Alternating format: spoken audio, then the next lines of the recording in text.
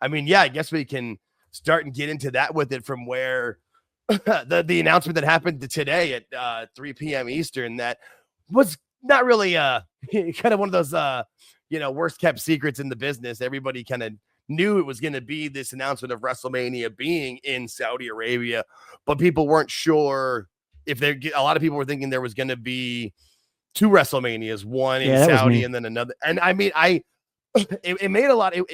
It made sense kind of when you talked about it and think about it, but I feel like with what they've done and making the other shows so big, whether it's the Royal Rumble, SummerSlam, I still feel like we're going to see Survivor Series and War Games end up at 2 nights, possibly even Money in the Bank too, because of being able to have the 2 events each night. It just makes a lot of sense. Yeah, if there's a women's and a men's event, I'd rather have 2 nights where I don't get it all in one shot.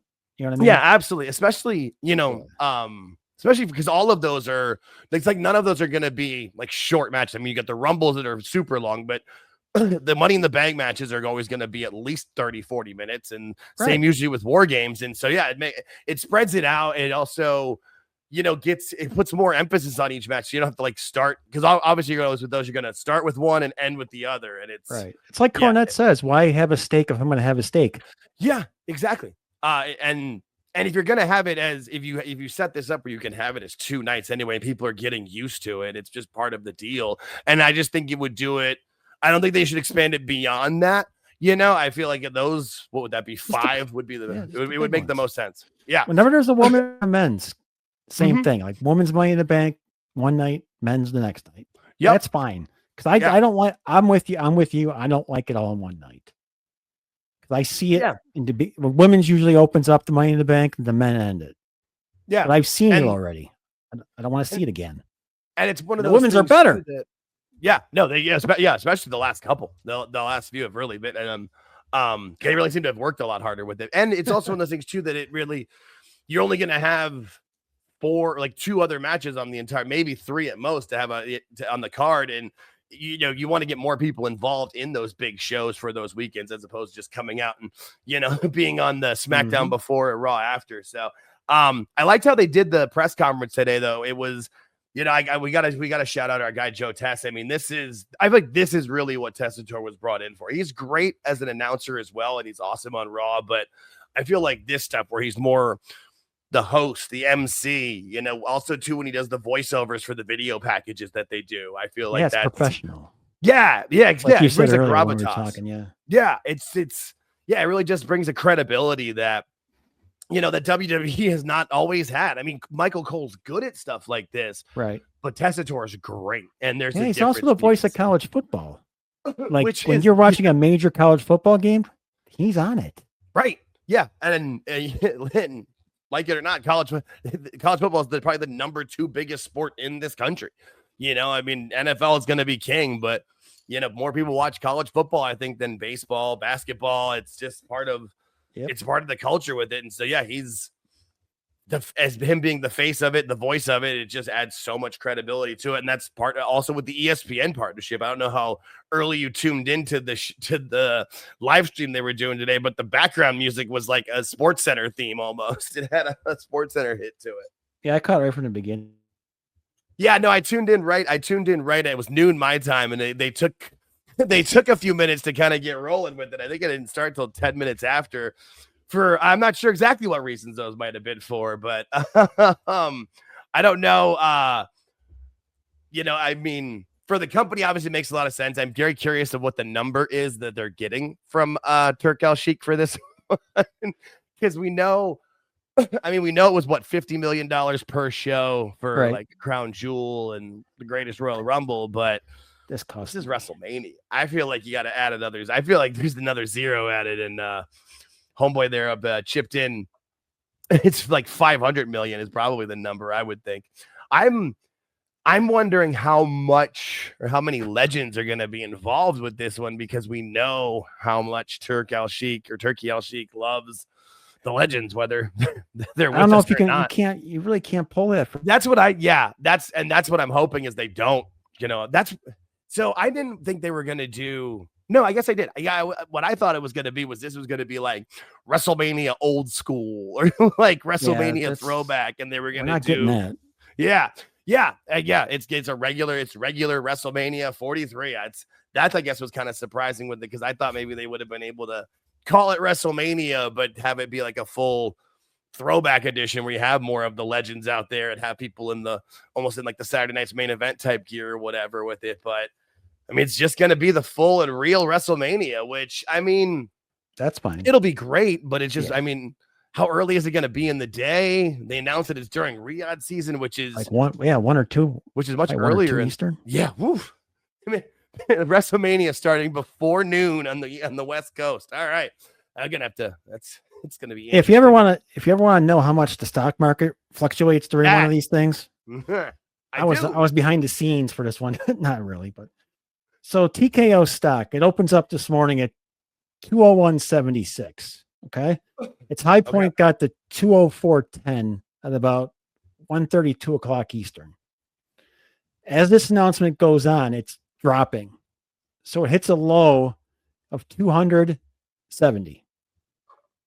Okay. It's that low. Once that low takes into effect, after the announcement's over, Wall Street gets back in the frame of mind. It closed at 202.44. Okay. Stock market's weird, dude. It took its sub. I was telling you as we were talking, it was diving. As this announcement was going, it was diving. The announcement ends and it shoots right back up.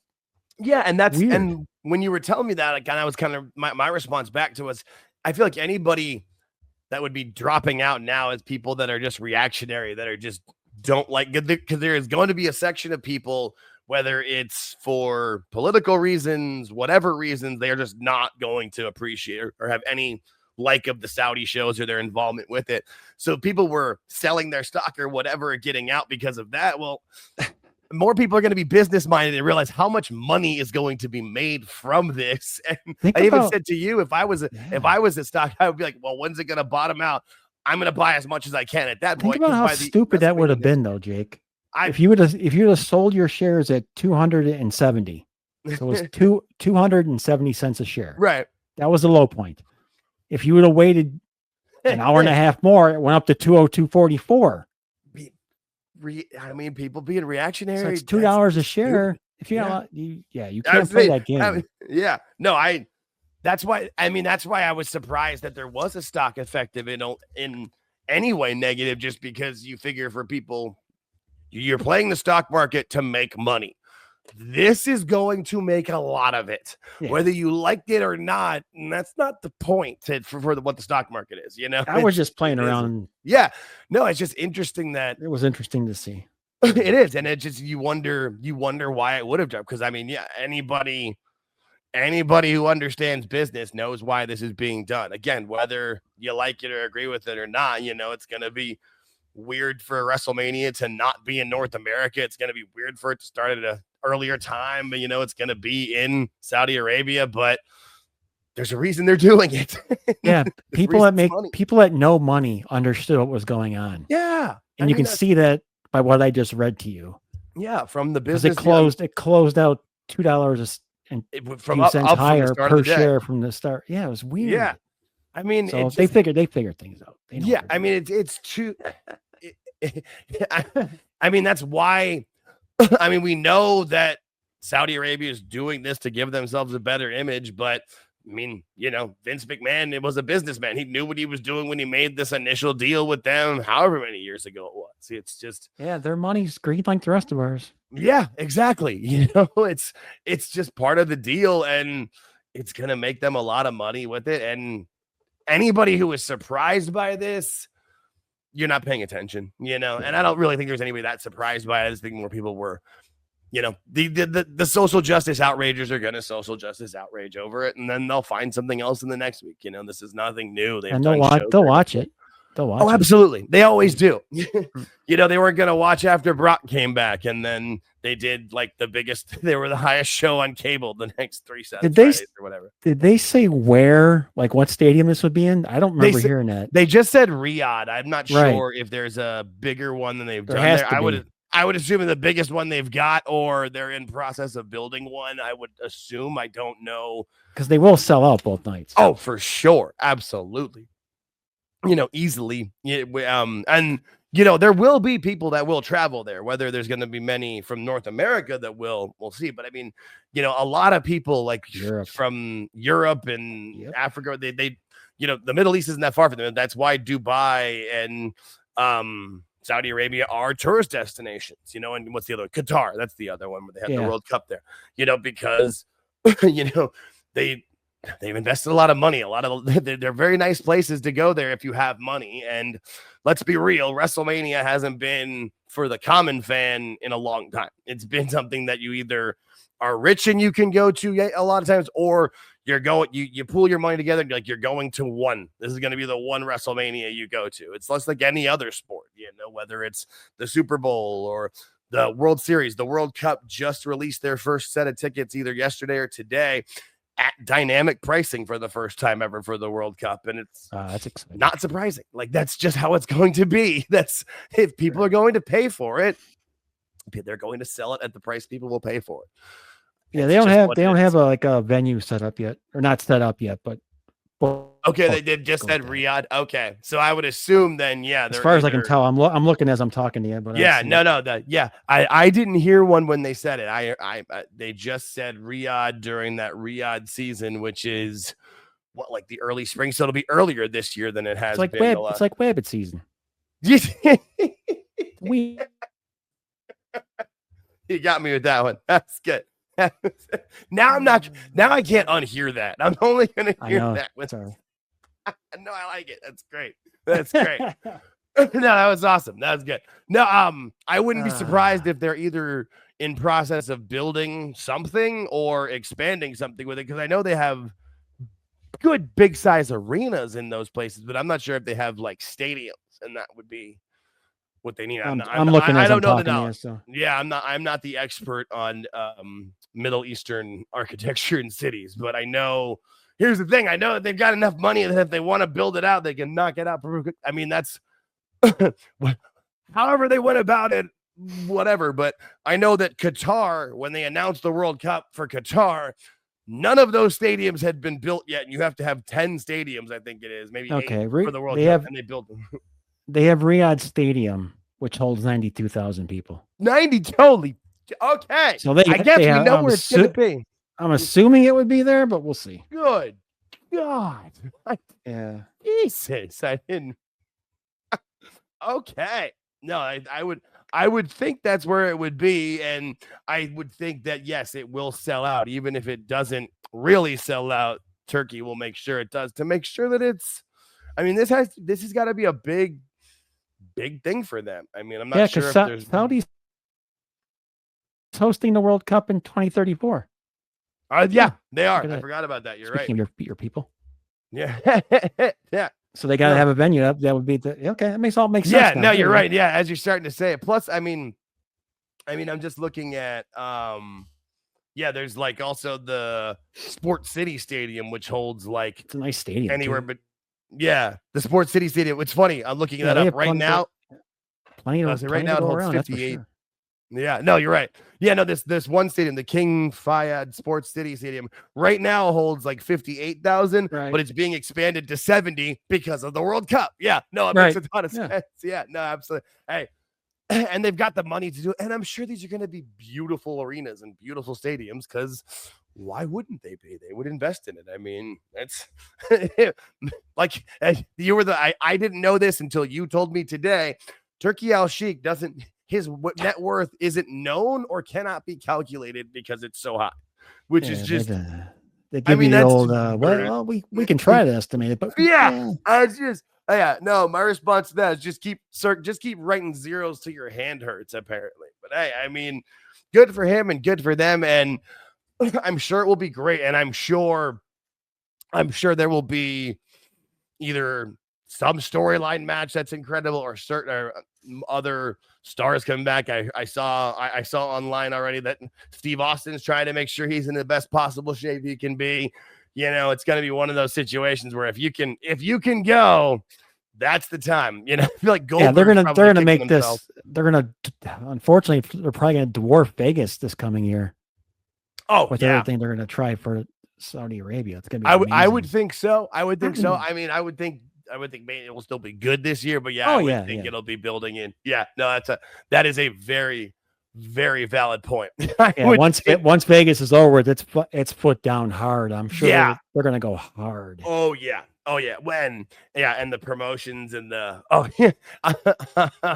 it's going to be like unlike anything we've ever seen before. It's going to be a large investment to it because this has to be a success. It's just there's no other way around it. I'm sure Goldberg is kicking himself right now though that he whined and complained about his retirement because pretty sure he loves Goldberg, dude. Exactly. I'm pretty sure he could have gotten I'm sure he could probably still get a good paycheck with it, but he might have to swallow some pride and kiss a little ass to go to pull that off, as where if he'd have just shut his mouth and taken it what it was, he could definitely be a big part of this one. And he still might be. You never know. You know what you're going to see that you mentioned? I think you're going to see a lot of the old timers in the crowd. Oh, for sure. That might be your ticket that you were talking about with the legend. They might just be hanging out in like the suite with him. Like they hang out. He gets to hang out with a different couple of legends every day leading up to it. He spends one day with Shawn and Taker, spends another day with Mick and Triple H. I don't know, just to where he can talk about or maybe spends a day with Mick and Taker talking about the Hell in the Cell or whatever he wants to. Since it's been announced, one thing popped into my mind, Jake. Maybe you can think about it. In the days leading prior, NXT from Saudi Arabia, I don't see any reason why they wouldn't. Small venue, maybe. Yeah, I mean, there's got to be somewhere they can do with it. It might be able to do a decent sized venue with it. Honestly, I don't know how well NXT does over there, but even so, I mean, that's like why you said. Kind of asking, But the international ease to be able to watch it, I would also think that if they wanted to do that, again, go back to Turkey Al Sheikh and make sure it's promoted well locally. And if you get people excited about it, I don't see any reason why they couldn't do it from over there. It would be a great experience for the younger talent. And I mean, it's always a fun and great show. I don't see any reason why, especially too, it seems like the Saudi Arabia, because I know when they first were doing the Saudi shows, one of the things that people complained about was that the crowds were kind of mixed and not as into it, kind of like more just like happy to be there. Yeah, I feel like the last 2 to 3 years they have been into it, especially the last year or so. Like they are chanting, they're singing the songs, they know everything. I mean, so hey, you get, and that's all I ever want from a crowd, whether they, I don't care where it's from. Sometimes it can be a little bit too much, like we've seen in the certain French crowds. It'll be a little bit much, but I'd rather have a crowd more into it than just sitting on their hands. I mean, that's one of the reasons. These guys have picked it up big time. You're 100%. Yeah. And I feel like that's part of and I mean, that's whatever they've done promotion wise out there, or just making sure that people have access to it. I'm not 100% sure what it is. Maybe it's just the product's been better and they're more into it, but that tells me that given the opportunity, I don't see any reason why NXT wouldn't be able to be successful over there. They seem a little bit more forgiving of some of the cheesiness, I guess is the way to say it, in the storylines, and NXT has that. I personally kind of love that about it. I always, like I said, I look at it as college versus the pros. You're learning, you're growing, you're going to make some mistakes. You're going to 100%. Pull a Chris Webber and call the timeout you don't have, but you do it there, so you don't do it in the pros, is what it is. But it's now I'm very curious, and I really hope they do well. I hope NXT does the show up there. Yeah, I don't know. I'm trying to. WrestleMania is past. They always do something big. Yeah, well, and I mean, Stand and Deliver is the big show they have for NXT. Yeah, but they always do it the afternoon of, and this won't be. They won't be able to do that with this. That's a good fucking. Oh shit! Yeah, I guess live that would be 6 a.m. Yeah, if they do if they do an afternoon show there, it's going to be like 5, 6 in the morning. That might work. You're right. Yeah. I mean, it's also another one of those things that, again, the world's easily accessible. You can go back and watch it. Because by then, I don't know where NXT will be, because I know it's right now on Peacock till I think the end of the year. So I don't know where the NXT PLEs are specifically going to go, and if they just follow where the WWE ones go. But NXT I'm going to easily accessible. They're on Peacock, I believe, till the end of this year is what it could be wrong. They might still be on there longer. I'm not 100% sure of how that exactly works. I know it's at least till the end of this year. I remember seeing that in the deal with Peacock when they made the switch so that the regular PLEs were going over to ESPN. NXT was staying, but that was just till the end of the year. I don't know what the plan is after that, but I'm sure they've got a great one. Let's be real. I mean, I was also funny. I thought it was great how Triple H made sure to shout out Nick Khan for making the deal happen. It's like Nick Khan and Turkey Al-Sheikh. Like Nick Khan, man, there's no more important acquisition for that company than that guy in the last maybe ever. Vince's last big W. Yeah, it really. Yeah, that and Cody. Yeah, he got Nick Khan in. The last big major signing he brought in was getting Cody in. And shout out to Vince for knowing that, no, Cody had built something and bringing Cody in as Cody as he was, and that was pretty much the last good thing he did and got out. And I'm glad he did because I still was.